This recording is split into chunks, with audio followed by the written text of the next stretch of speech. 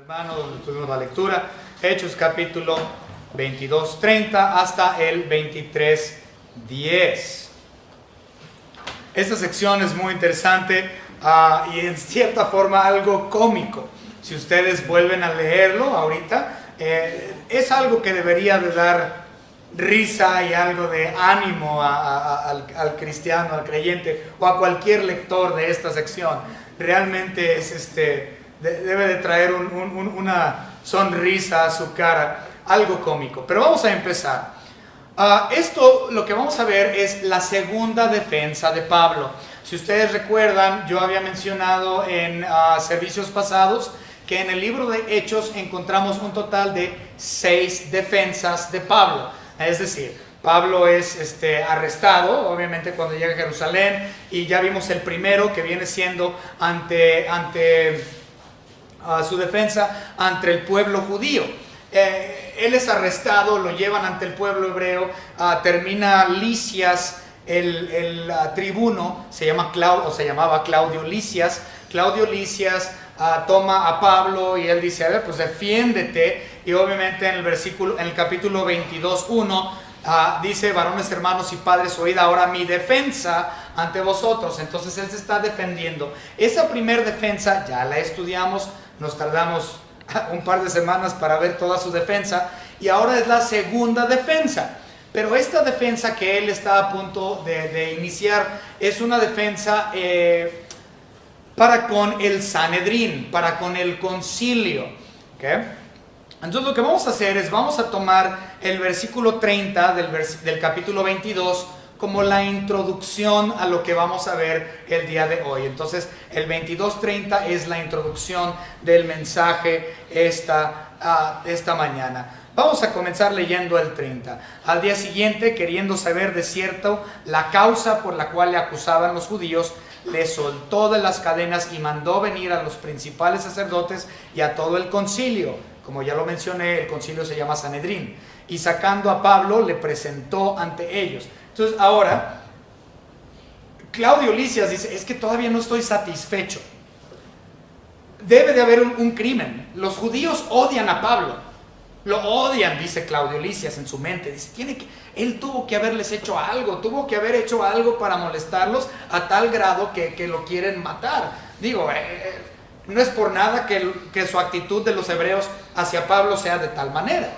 Entonces, de seguro, algún crimen cometió. Ahora, si nosotros recordamos en los versículos anteriores, del 24 al 26, él quería sacarle la respuesta por medio de azotes. Quería él que Pablo confesara. Lo iba a torturar para que él confesara su crimen. Eso lo dice, como lo mencioné, el 24 al 26. Vamos a leerlo. Mandó el tribuno, es decir, Claudio Lisias, que le metiesen en la fortaleza y ordenó que fuese examinado con azotes. Confiesa, vas a confesar, te vamos a golpear y torturar hasta que confieses, Pablo. ¿Okay? Para saber por qué causa clamaban así contra él. Pero cuando le ataron con correas, Pablo dijo al centurión que estaba presente, ¿os es lícito azotar a un ciudadano romano sin haber sido condenado? Cuando el centurión oyó esto, fue y dio aviso al tribuno, es decir, a Claudio Lisias, diciendo, ¿qué vas a hacer? Porque este hombre es ciudadano romano. Eso lo estudiamos la semana pasada. Fue muy interesante el estudio de estos versículos, pero básicamente, para darnos un recordatorio de lo que habíamos estudiado, él, por ser romano, por ley romana, por un par de leyes romanas, él no podía ser azotado.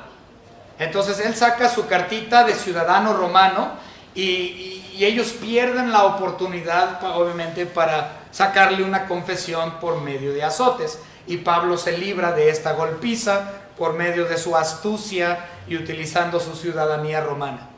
Entonces, como Lisias no pudo golpearlo, él dice, no, es que yo voy a llegar al meollo del asunto.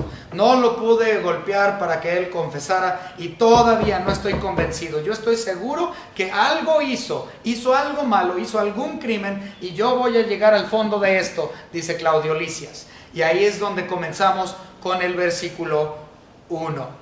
Vamos a orar. Señor Padre, le damos gracias por toda su palabra, por su salvación, por su soberanía, por todo lo que es usted, Señor. Gracias por ser el creador del universo, el dador de la vida, por ser el yo soy.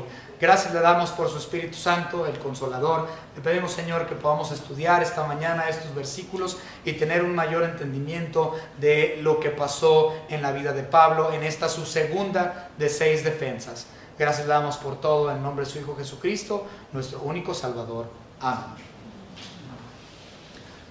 Ahora, como mencioné, bueno, la Biblia lo menciona, que Claudio Lisias trae al concilio para que el concilio lo interrogue, el concilio de judíos.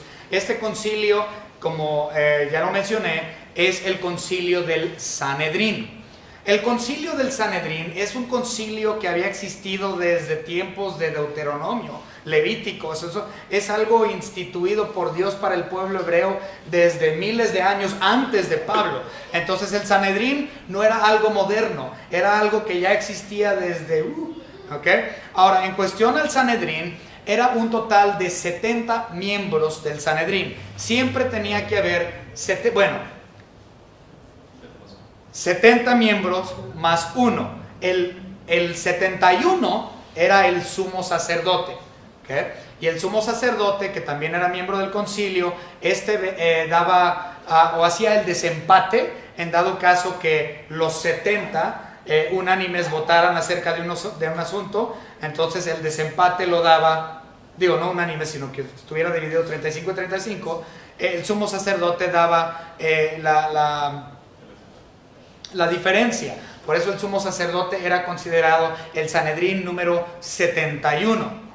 Ahora, dentro del Sanedrín, y esto siempre fue, bueno, no siempre, pero llegó a ser muchos años antes de este evento, el Sanedrín estaba compuesto de saduceos y de fariseos, de saduceos y de fariseos. Ahora, estos dos grupos, los saduceos y los fariseos, básicamente se odiaban, ¿sí? Ellos tenían muchos problemas entre ellos por cuestiones teológicas, por cuestiones de doctrina. Los saduceos creían ciertas cosas en cuestión a la palabra de Dios. Los fariseos, ellos otras cosas a diferencia de los saduceos, y por lo tanto ellos estaban diario en batalla y problemas. Los saduceos y los fariseos no se aguantaban, pero entre ellos formaban el concilio del Sanedrín. En algún momento antes de la salvación de Pablo, cuando todavía era Saulo, él era un miembro del Sanedrín. Entonces Saulo mismo, siendo un fariseo, llegó a pertenecer a este grupo de concilio, o a estos 70 hombres. Vamos a empezar con el versículo 1. Entonces Pablo, mirando fijamente al concilio, dijo: varones hermanos, yo con toda buena conciencia he vivido delante de Dios hasta el día de hoy. Entonces ya no tiene cadenas, ya no está encadenado, están los 71 miembros del concilio, incluyendo al sumo sacerdote, y él se para delante de ellos y los llama hermanos. Pero antes de esto, dice que los miró fijamente. En el griego original, la palabra es intensamente. En otras palabras, él no abrió su boca para comenzar a hablar de forma inmediata. A mí me decía mi papá: piensa, hijo, piensa antes de que abras la bocota que tienes. Y mi papá siempre me decía eso: piensa antes de abrir la boca. Pues básicamente eso es lo que está haciendo aquí Pablo. Él se levanta enfrente de ellos y los analiza y está pensando en qué va a decir, y los ve a sus caras, a sus rostros, intensamente o fijamente, y él está buscando las palabras que él va a pronunciar en defensa suya ante este concilio. Entonces intensamente los ve, fijamente los ve, y después comienza a hablar. Y esa es una de las cuestiones que muchas personas tienen: no piensan antes de hablar y terminan causando caos y hacer un montón de problemas. Hay que pensar hay que utilizar la sabiduría que Dios nos da y piensa antes de hablar, pero bueno, ese no es el punto. Continuamos. Es decir, que los está viendo sobrio y seriamente, poniendo atención a sus rostros, contemplándolos, y finalmente les dice: varones hermanos.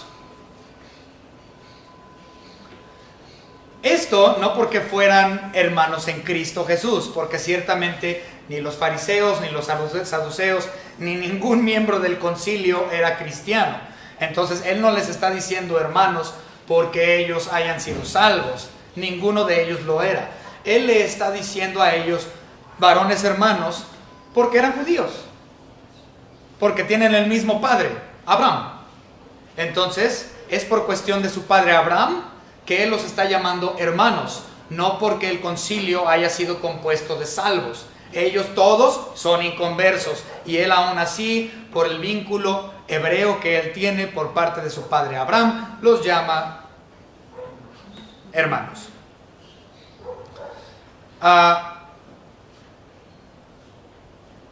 Y también hay la posibilidad, como lo mencioné, que los llama hermanos no tan solo por cuestiones del padre Abraham, sino porque él en algún momento en el pasado fue miembro de este mismo concilio y se sentaba en la mesa redonda, o no sé cómo se sentaban, pero se sentaba dentro de ellos, era parte de este grupo.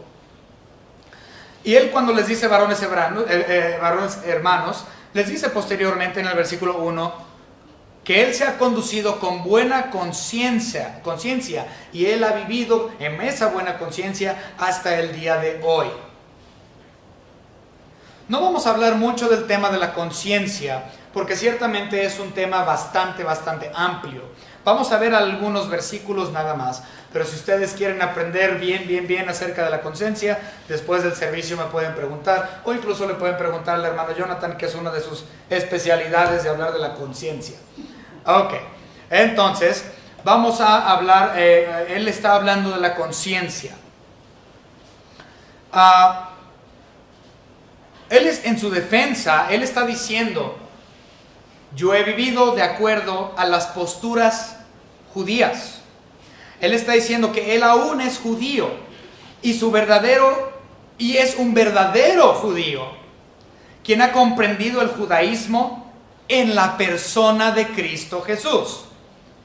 Por eso es que él ha andado en buena conciencia como buen hebreo, porque ha entendido el judaísmo de una forma en que ningún otro miembro del concilio lo había comprendido. Él está diciendo: mi conciencia es limpia en que soy un verdadero judío en Cristo Jesús. Él comprendía el judaísmo de una manera muy especial. Es decir, que su judaísmo pues estaba completo en Cristo Jesús. De hecho, en la actualidad hay un grupo de hebreos, de judíos, que han aceptado a Cristo como su único y propio Salvador. Algunos de ellos se denominan judíos mesiánicos, pero en parte, algunos de ellos se dicen judíos completos. Ellos se llaman o se autodenominan judíos completos. No nada más mesiánicos, sino judíos completos. ¿Por qué? Porque ahora su judaísmo está completo en la persona de Jesucristo, en quien ellos han creído. Entonces son judíos enteramente. Y esto nos llama mucho la atención, porque recuerden que no todos los que son de Israel son israelitas. No todos los que nacieron en Israel, no todos los judíos son verdaderamente judíos. Si quieres un judaísmo puro, implica que has conocido a Cristo Jesús como tu único y propio Salvador. Vamos a ver Romanos. Romanos capítulo 9 y versículos 6 al 8. Dice la palabra: no que la palabra de Dios haya fallado, porque no todos los que descienden de Israel son israelitas, ni por ser descendientes de Abraham son todos hijos, sino en Isaac será llamada descendencia.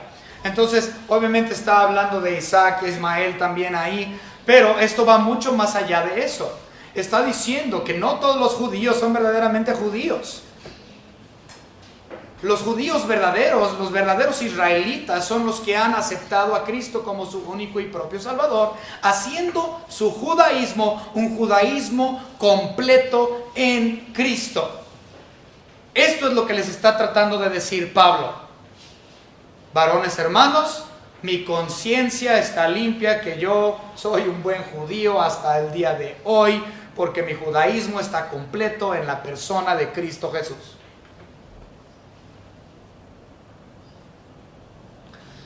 Vamos a ver Hechos capítulo 24 y versículo 16.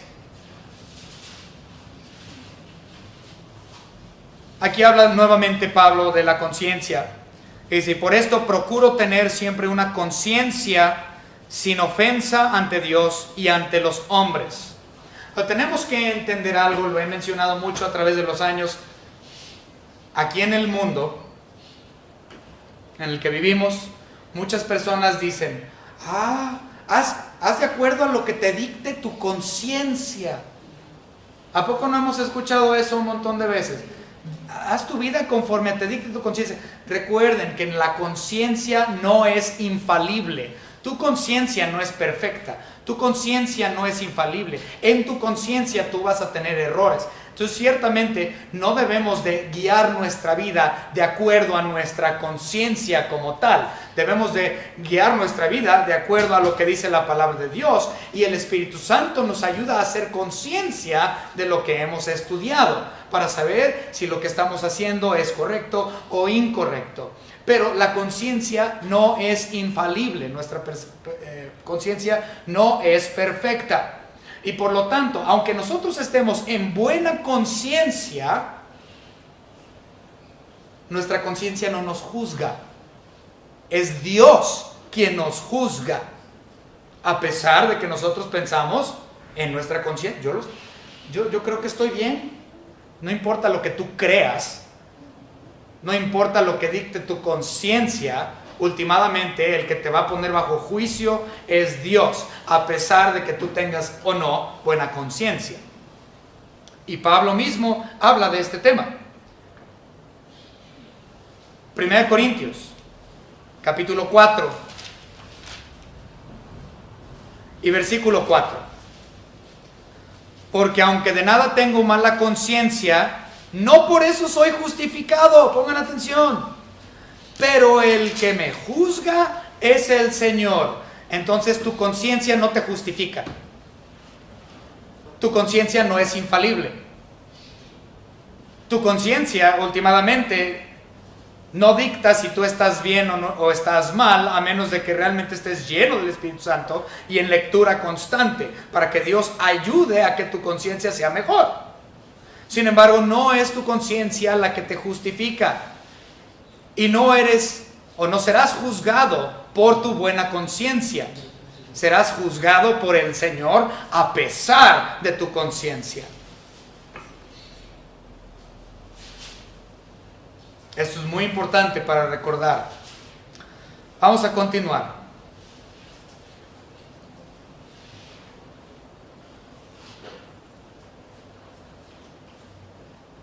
Conociendo que la razón de la conciencia de la humanidad, de la honestidad, de la sencillez, todo esto es algo que debemos de tener en nuestra conciencia. Humildad, honestidad, sencillez, etc. Esto es para nosotros mismos. Todas estas cosas es a causa de la gracia de nuestro Señor Jesucristo. La sencillez, la humildad, la honestidad y todo eso que nosotros consideramos que debe de ser de buena conciencia. Una buena persona, una persona moral. Todas estas cosas realmente son extendidas a nosotros a causa de la gracia de Cristo Jesús. Y si no estás bajo la gracia de Cristo Jesús, no vas a tener una conciencia buena jamás. Nunca vas a tener una honestidad, nunca vas a tener una moral verdadera. Fuera de la gracia es imposible. Vamos a ver, 2 Corintios.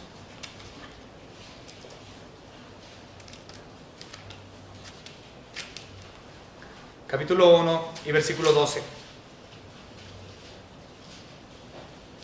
Porque nuestra gloria es esta, el testimonio de nuestra conciencia, que con sencillez, que es lo que les mencionaba, y sinceridad de Dios, no con sabiduría humana, sino con la gracia, es lo que les mencionaba, de Dios, nos hemos conducido en el mundo y mucho más con vosotros. Entonces nuestra conciencia, nuestra sencillez, nuestra humildad, todo lo que nosotros consideramos moral, que nuestra conciencia en la cual nuestra conciencia es activa, nada de eso es por cuestiones humanas o por sabiduría humana o por lo que yo creo o por lo que yo opino. Todo eso tiene que ver por la gracia de Cristo Jesús. Es que tenemos moralidad, es que tenemos sencillez, es que tenemos humildad, es que tenemos moralidad. Pero si tú no estás en Cristo, tu conciencia es sucia. Le busques por donde le busques. Si no estás en la gracia, tu conciencia es una basura. Y no me importa tu conciencia, ni a Dios le importa, porque estás fuera de la gracia. Entonces tu conciencia no es una que debe de guiar tu vida. Solamente si eres salvo, si estás bajo la gracia, es que tu conciencia tiene algo de importancia. Pero fuera de la gracia, tu conciencia es basura, porque es bajo sabiduría humana.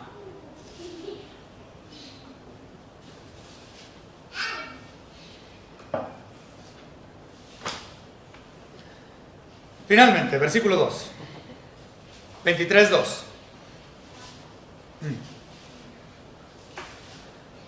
El sumo sacerdote Ananías ordenó entonces a los que estaban junto a él que le golpeasen en la boca. ¡Ay! Dijo que tiene buena conciencia. ¡Pégale! Y golpearon a Pablo en la boca por parte de Ananías, el sumo sacerdote, porque él estaba diciendo básicamente: mi conciencia está limpia, que yo soy judío de judíos.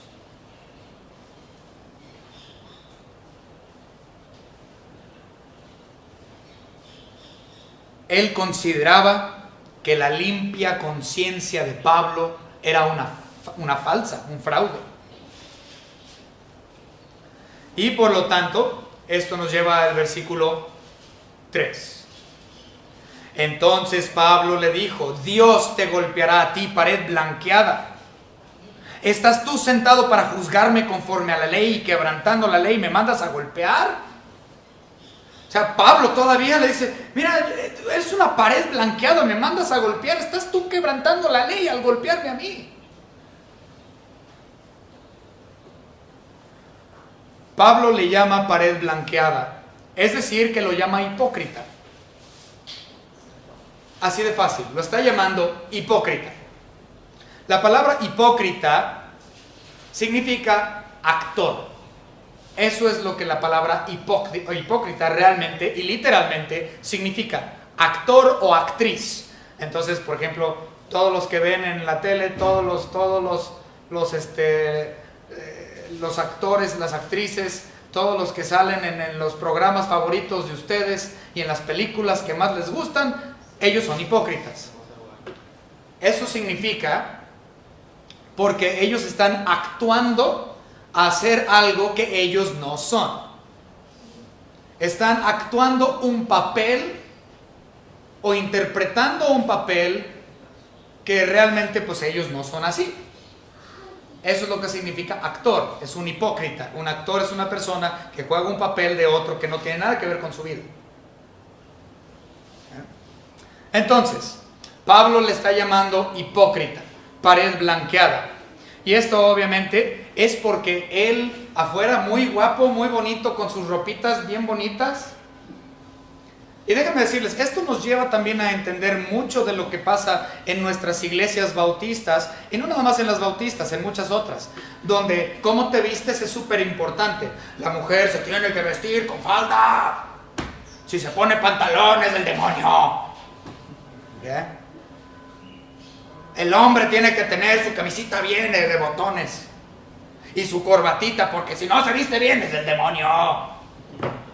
Aunque hay muchas iglesias que tienen este tipo de mentalidad erradas. ¿Por qué? Porque para ellos el exterior es lo hermoso. Si ellos están exteriormente bien, entonces eso implica que ellos están bien con Dios.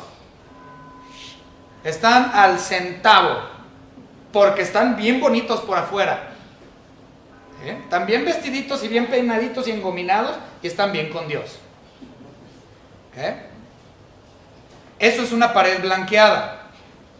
Es decir, la pared se ve muy bonita por afuera, pero por adentro hay puros vestigios de muerte, pura pudrición. Es decir, están por afuera tratando de ser bonitos y guapos y chulos, pero por adentro realmente sus corazones están sucios y terribles y una porquería.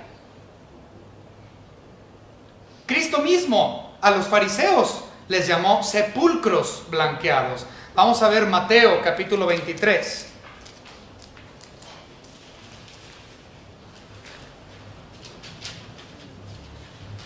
Y vamos a ver los versículos 27 y 28. ¡Ay de vosotros, escribas y fariseos hipócritas!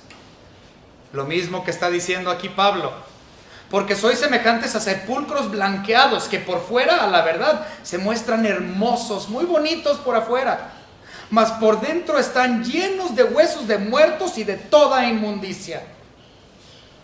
Así también vosotros por fuera, la verdad, os mostráis justos a los hombres, pero por dentro estáis llenos de hipocresía e iniquidad. Esto mismo es lo que Pablo les está diciendo a los sanhedrines. Muy bonito, a ver tu hipócrita pared blanqueada, le está diciendo al sumo sacerdote. Mira, tú te crees bien espiritual porque estás bien bonito por afuera y con tus vestiditos chulos, pero la verdad es que tú por adentro eres nada más que pura porquería. Eres un hipócrita. Por afuera eres una persona, pero por adentro eres otra.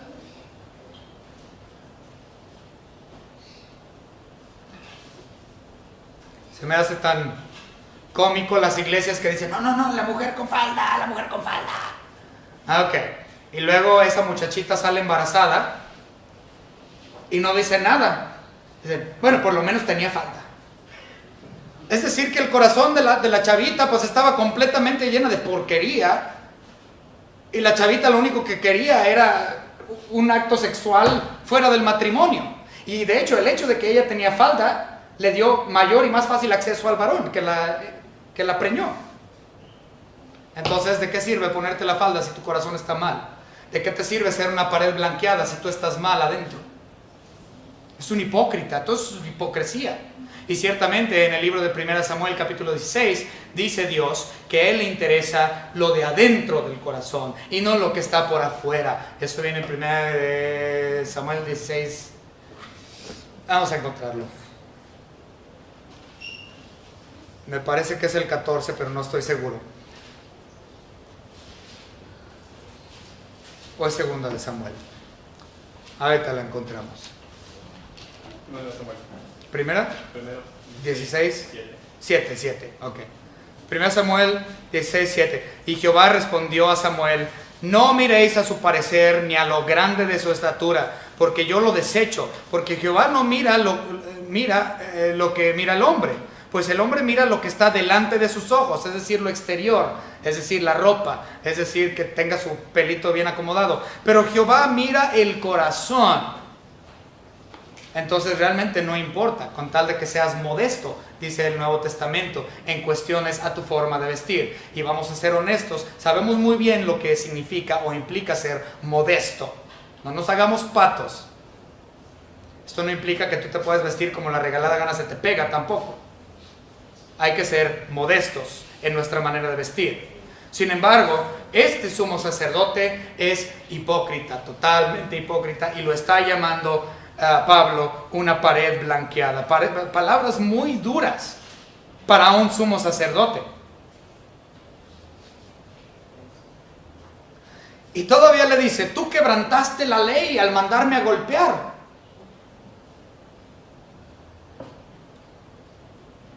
La ley a la cual se refiere la podemos ver en Deuteronomio capítulo 25.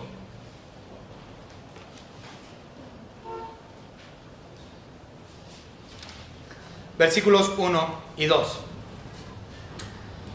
Si hubiere pleito entre algunos y acudieren al tribunal, es decir, al Sanedrín, que es la cuestión aquí de Pablo, para que los jueces lo juzguen, estos absolverán al justo y condenarán al culpable.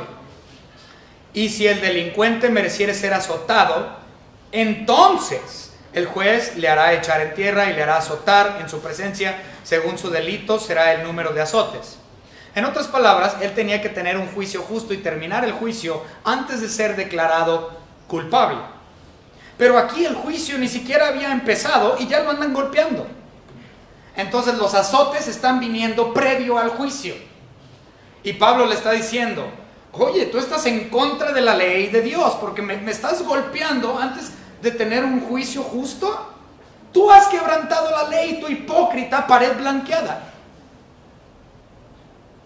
¿Cómo me vas a golpear antes de darme un juicio justo? Ya me andas azotando. Acabas de romper la ley.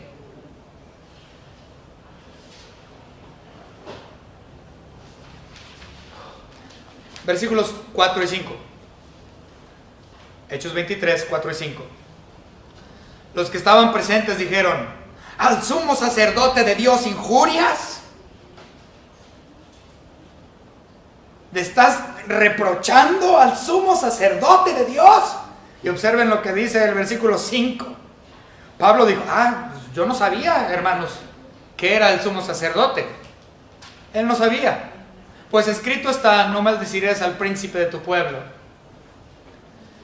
Esto es muy interesante, porque Pablo está diciendo, yo no sabía que ese hipócrita es el sumo sacerdote. De haber sabido, no le hubiera dicho nada, porque en su ley está que no maldecirás al príncipe de tu pueblo. Pero ¿por qué Pablo no lo conocía? Bueno, si nosotros recordamos, Pablo ya tenía años fuera de Jerusalén. Y recuerden que los sumos sacerdotes, por lo general en tiempos antiguos, eran sumos sacerdotes vitalicios. Es decir, hasta que ellos murieran, ya se ponía a uno nuevo. Pero en el caso de Pablo, él había estado más de una década fuera de Israel. Él se quedó, cuando él aún era Saulo, él se quedó con la idea de que el sumo sacerdote era Anás o Caifás. Pero este es Ananías, no es ni Anás y tampoco es Caifás, implicando pues que ellos habían sido disueltos de su posición de sumos sacerdotes y ahora habían puesto a Ananías, y esto no era algo que Pablo conocía. Él no sabía quién era Ananías, puesto que no había estado en Israel por una década. No lo conocía, no sabía quién era. Algunas personas, también esta es una postura muy interesante, creen que él no sabía quién era por cuestión al problema ocular que él tenía. Si ustedes recuerdan, Pablo tenía un problema oftalmológico. Él tenía un problema en los ojos. Algunos, y yo así lo creo, yo soy uno de ellos, que este fue su aguijón, su muy famoso aguijón en la carne, que él tenía problemas oculares. Y que a causa de esos problemas oculares que él tenía, no podía distinguir o no podía ver quién era quién. Y simplemente dijo, es que pues no sabía que él era porque no lo veo. Entonces esa es una postura también creída de por qué es que él no conocía que Ananías era el sumo sacerdote. Hay una tercera postura. La tercera postura es que este concilio había sido hecho fuera de orden, es decir, era extraordinario. El concilio, usualmente el concilio del Sanedrín, se preparaban para juntarse, como cualquier conferencia o algo, se anuncia previamente. Y cuando llega el día, todos se ponen bien guapos y bien chulos, y el sumo sacerdote se vestía con sus vestidos sacerdotales. lo cual hubiese sido muy obvio para Pablo el ver que el que tenía las prendas era el sumo sacerdote. Pero recuerden que este es un concilio extraoficial, extraordinario, que Lisias juntó en un momento rápido. Entonces lo más seguro es que Ananías no tenía puestos sus ropas sacerdotales, haciéndole imposible para que Pablo lo identificara como el sumo sacerdote. Entonces esas son las tres posturas por la cual Pablo no conoció a Ananías.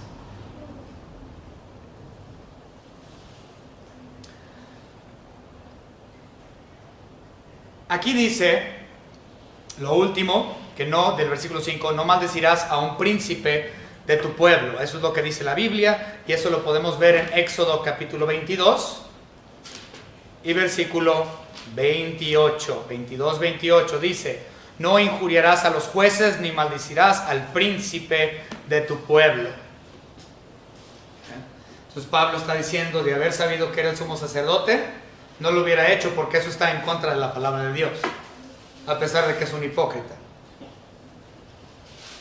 y que acaba de quebrantar la ley. Ahora, de los versículos 6 al 10, esta es la parte cómica. Del versículo 6 al 10, esto es lo que les mencioné en la introducción, que es algo chistoso, o por lo menos para mí se me hace chusco. Vamos a verlo. 6 al 10, entonces Pablo, notando que una parte era de saduceos y otra de fariseos, alzó la voz en el concilio: varones hermanos, yo soy fariseo, hijo de fariseos, acerca de la esperanza de la resurrección de los muertos se me juzga. Ande pues, déjenme explicar esto. La astucia de Pablo, o sea, astuto, porque él sabe que él está bajo juicio delante del Sanedrín, el concilio del cual él alguna vez formó parte. Y él conoce posiblemente a varios de ellos. Y se da cuenta de, mira, todavía está dividido como siempre. Saduceos, fariseos, nada ha cambiado. Y en su astucia él dijo: los voy a poner en contra de ellos. Voy a hacer una guerra civil entre este concilio ahorita mismo. Y él sabía que iba a ser tan grande la disputa entre ellos que él saldría ileso. Él sabía de antemano que si él hacía que ellos se argumentaran y se pelearan entre ellos, que él iba a salir libre de los cargos presentados ante él.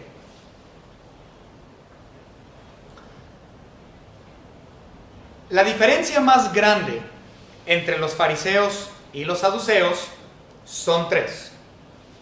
El más conocido es el de la resurrección.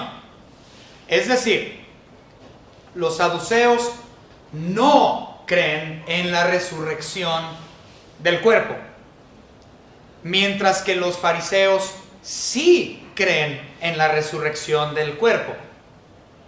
Y esto causó un problema grande. Ahora, lo interesante es que los fariseos creen o creían en la resurrección del cuerpo, pero cuando Cristo resucitó no lo creyeron a él. Ahora, muchos de ellos sí aceptaron a Cristo Jesús posterior a su resurrección. También antes de su resurrección hubo algunos fariseos que aceptaron a Cristo, pero yo creo que el impacto más grande fue después de la resurrección, porque ellos creían en el hecho de la resurrección. La segunda razón que hace la diferencia entre un saduceo y un fariseo es que los saduceos no creían en ángeles hablando con cualquier persona o espíritus hablando con cualquier persona, mientras que los fariseos sí creían. Ellos decían: no, los ángeles son verdaderos y pueden hablar con un individuo, y ciertamente los espíritus son verdaderos y ellos también pueden hablar con un individuo. Entonces esas eran las tres diferencias: la resurrección, los ángeles y los espíritus. Los fariseos creían en estas tres cosas, mas los saduceos no. Entonces, cuando Pablo les dice aquí en el versículo 6: yo soy fariseo, hijo de fariseo, acerca de la esperanza y de la resurrección de los muertos se me juzga. Cuando él dijo eso, yo soy fariseo, mi padre es fariseo y yo creo en la resurrección de los muertos y por eso ustedes me están juzgando. ¿Por qué? ¿Por quién resucitó de entre los muertos? Cristo. Entonces él les está diciendo, ustedes me están juzgando por la resurrección de los muertos. Yo soy fariseo y yo creo en la resurrección de los muertos. Ahí empezó. Y llega el problema entre los saduceos y los fariseos de forma inmediata. Versículo 8. Porque los saduceos dicen que no hay resurrección, ni ángel, ni espíritu. Pero los fariseos afirman estas cosas. Esa es la diferencia entre el fariseo y el saduceo. Y hubo un gran vocerío y levantándose los escribas de la parte de los fariseos, contendían diciendo, ningún mal hallamos en este hombre, que si un espíritu le ha hablado o un ángel, no resistamos a Dios. Entonces, escuchan esto los escribas de los fariseos y dicen, este hombre está libre de acusación. Ellos se odiaban tanto entre ellos que ellos estaban dispuestos a dejar en libertad a Pablo solamente por molestar a los saduceos que eran parte del mismo concilio. Y defienden a Pablo, los que lo acaban de querer matar, lo empiezan a defender. No, claramente no hay ningún problema con este buen judío, hebreo, fariseo, que cree en la resurrección. Él está libre. Y empiezan a pelear entre los mismos del concilio de una manera muy fuerte. Pero el versículo 9 se me hace tan cómico porque todavía le remuelen ahí. Y dicen ellos, pues, ¿quiénes somos nosotros para negar si Dios le habló por medio de un ángel o Dios le habló por medio de un espíritu? Entonces vamos a aceptar lo que Dios le diga por medio de su boca.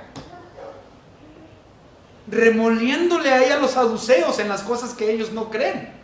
Porque ellos no creían ni en ángel, ni en espíritu, ni en resurrección. Y ellos les están diciendo, pues, ¿quiénes somos nosotros? No, si Dios le habló por medio de un ángel o por medio de un espíritu, no.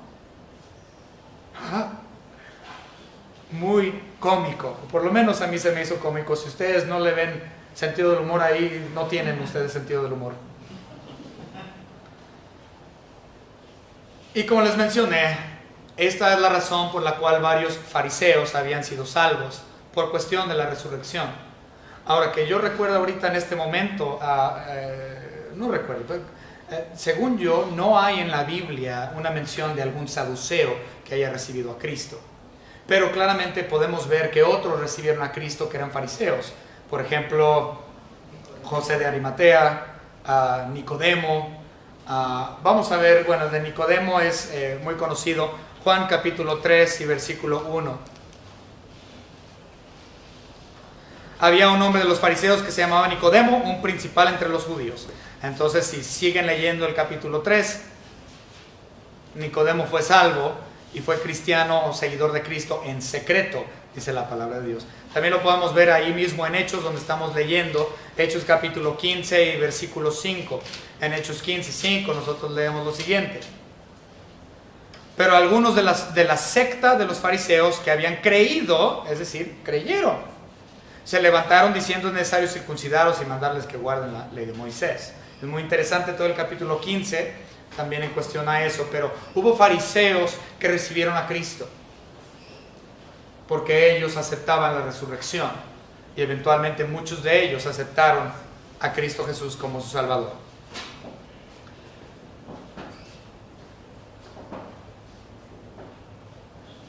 Versículo 10. Y habiendo grande disensión, el tribuno, teniendo temor de que Pablo fuese despedazado por ellos, mandó que bajasen soldados y le arrebatasen de en medio de ellos y le llevasen la fortaleza, la cual ya hemos mencionado muchas veces. Es la fortaleza llamada la fortaleza de Antonia, después de Marco Antonio, el soldado romano. Ahora, una de las cosas interesantes aquí es la providencia de Dios. La disputa que ellos tenían entre el Sanedrín fue tan grande, o sea, ya estaban agarrándose a golpes. Literalmente se armó la gorda ahí entre el concilio y se estaban jalando de la greña y aventándose cosas. Tanto así que el tribuno Claudio Lisias dijo, no, yo voy a proteger a este, porque luego lo van a despedazar, van a terminar diciendo, tú lo causaste, y lo van a golpear. Entonces Dios en su divina providencia utilizó a Claudio Lisias como instrumento suyo para la protección de su apóstol Pablo. Eso es lo que es divina providencia: protección, sustento. Y Dios se lo da a todos los que son verdaderamente sus hijos. Y nos da la misma astucia que le dio a Pablo para ver realmente lo que estaba ocurriendo a su alrededor, para que él pudiese librarse de lo que estaba sucediendo. Ciertamente Dios es tan grande que nos da sabiduría, nos da astucia, nos da, y su sabiduría, no nuestra sabiduría, para saber qué hacer en momentos difíciles, sabiendo que Él nos va a cuidar y Él nos va a guiar y va a poner palabras en nuestra boca para que nosotros hablemos acerca de Él y que podamos decir, yo también soy judío verdadero porque he sido adoptado a la familia de Dios. Y en mi adopción tengo la providencia divina. Los cristianos no nos damos cuenta que espiritualmente nosotros somos verdaderos judíos, aunque no salimos de Israel, porque nuestro judaísmo no es uno de este mundo, sino que es un judaísmo en la persona de Cristo Jesús, quien cumplió toda ley, y en Él es que nosotros hemos cumplido toda ley. No porque yo sea perfecto, sino porque Él es perfecto. Y esto perfecciona nuestro judaísmo y perfecciona nuestra salvación y perfecciona nuestra posición delante de Cristo Jesús. Porque estamos en Él. Y como lo menciono, estando en Él, tienes su divina providencia.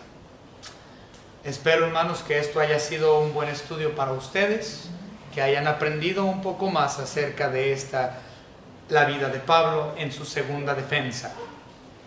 Espero que la semana que entra también podamos continuar con esto y aprendan aún más. Vamos a terminar en oración.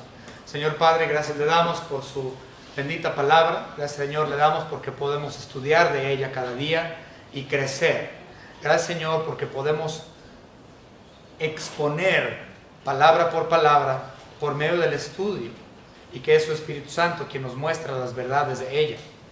Gracias, Señor, nuevamente por ese consolador y por nuestro primario consolador, el cual es nuestro Señor Jesucristo, en el cual estamos cimentados y parados como iglesia suya, esperando el regreso inminente de su persona. Gracias le damos, Señor, por esta su iglesia. Le pedimos, Señor, que esta iglesia crezca espiritualmente y cada día aprendan más mis hermanos, junto conmigo también, Señor. Y que sea ese Espíritu Santo que nos santifique cada día, que podamos ir cambiando cada día, pero entendiendo que eso solo sucede por medio del estudio de su palabra. En su nombre le damos gracias por absolutamente todo. En el nombre de Cristo Jesús. Amén. Hermanos.